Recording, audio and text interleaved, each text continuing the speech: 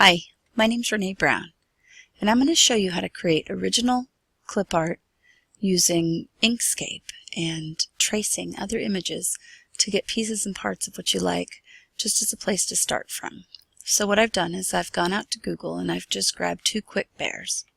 One, which I like the shape of his face because he's got a nice round face. So I brought him into Inkscape and I traced him, which is what I'm going to show you in just a minute how to do.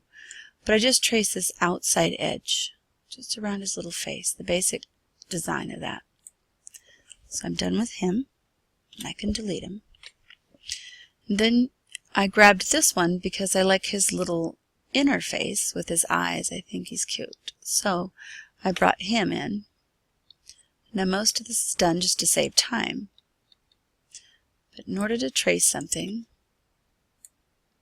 you put an image there. You use this tool right here to draw curves and straight lines. And you just click and begin to trace quickly around something. So it doesn't have to be perfect.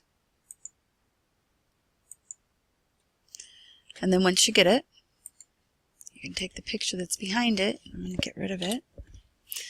And now I have this shape here that I've traced his eyebrow. But notice how it's a little jagged right there.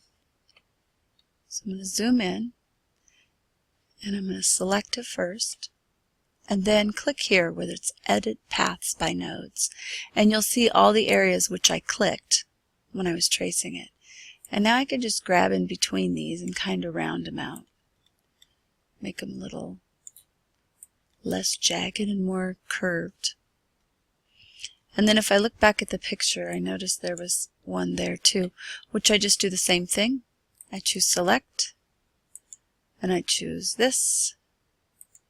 And then you just grab the nodes, find that one, and make it just a little smoother. Okay. Now that you have a basic design,